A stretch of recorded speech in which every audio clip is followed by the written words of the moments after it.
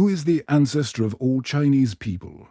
If you ask this question, many will give you the same name, Huangdi, the Yellow Emperor. He's not just a character from a dusty old book. He's considered the legendary progenitor of Chinese civilization, a cultural hero whose story is woven into the very fabric of China. But who is he really? A god? A king? Or a myth that holds a deeper truth? Today, we journey back in time, over 4,000 years, to uncover the fascinating history and enduring legacy of the Yellow Emperor. So, let's start with the basics. The Yellow Emperor, or Huangdi, is said to have lived around 2700 BCE along the Yellow River Basin, the cradle of Chinese civilization.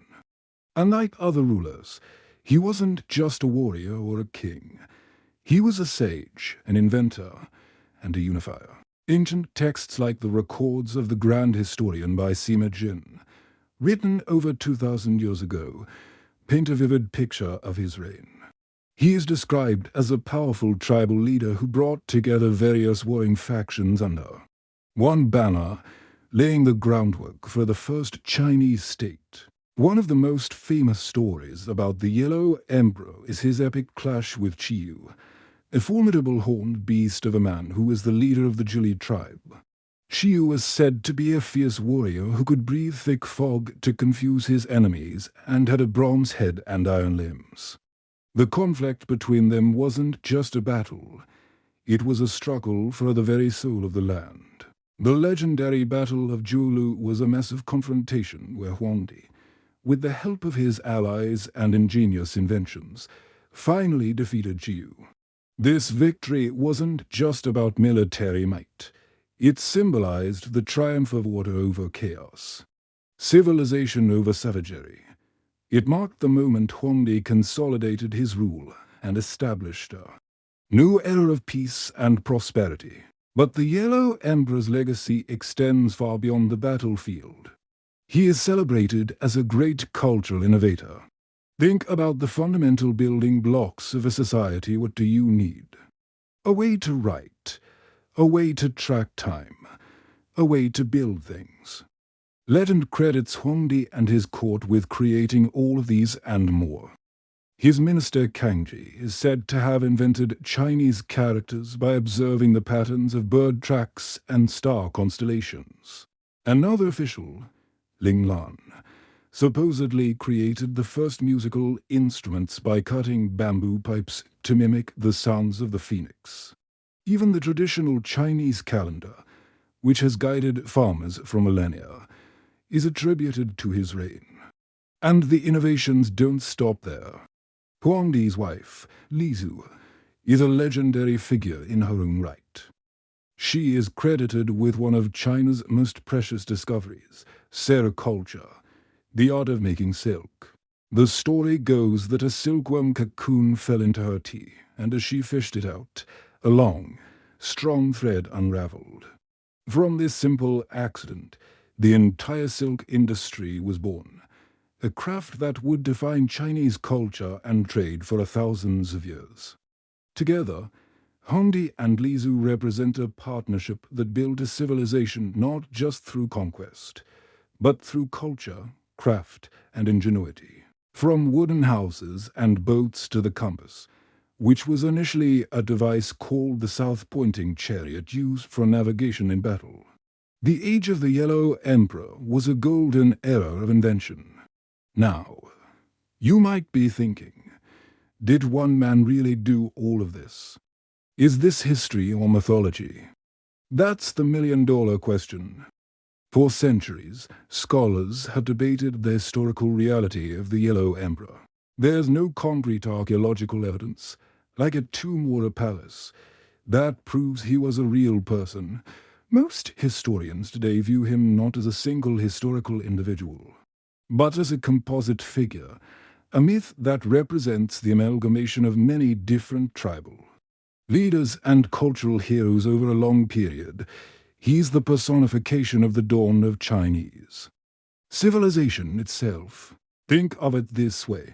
As different tribes and cultures in ancient China merged, They needed a common origin story, a shared ancestor to unite them.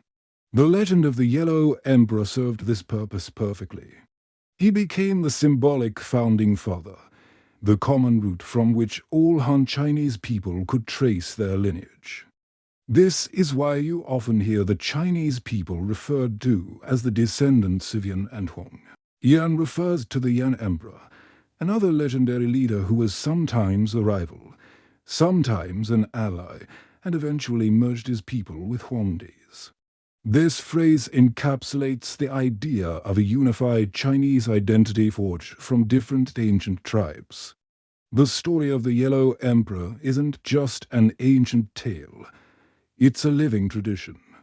For thousands of years, emperors and commoners alike have paid homage to him. The most significant site for this is the mausoleum of the Yellow Emperor in Shaanxi province. Although it's unlikely to be his actual burial place, it has been a sacred site of ancestor worship for dynasties. Every year, especially during the Qingming Festival or Tomb Sweeping Day, a grand ceremony is held there. People from all over China and the world gather to pay their respects, burn incense, and honor the progenitor of their culture. This ceremony is a powerful display of cultural continuity. It's a way of connecting the present with the distant past, of reaffirming a shared identity. In modern times, the Yellow Emperor has also become a potent symbol of national unity and cultural pride. His story is taught in schools, depicted in movies and TV shows, and celebrated in public art. He represents the ingenuity, resilience, and unity of the Chinese people. Whether he was a real man or a powerful myth, his influence is undeniable.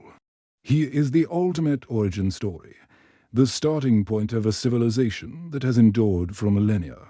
So, the next time you think about the vast and rich history of China, remember the figure at its very beginning, Huangdi, the Yellow Emperor. He is the inventor, the unifier, the warrior sage who, according to legend, defeated chaos and brought forth an age of civilization. He is the ancestor not of blood, perhaps, but of spirit and culture. His story is a testament to the power of a shared narrative to bind people together across vast stretches of time, a golden thread running through the entire tapestry of Chinese history. It reminds us that behind every great civilization, there is often a great story. Thank you so much for joining me on this journey into ancient China. What do you find most fascinating about the Yellow Emperor's legend? Let me know in the comments below. And if you enjoyed this video, don't forget to like, subscribe, and hit that notification bell so you won't miss our next exploration into history and culture. Thanks for watching, and see you next time.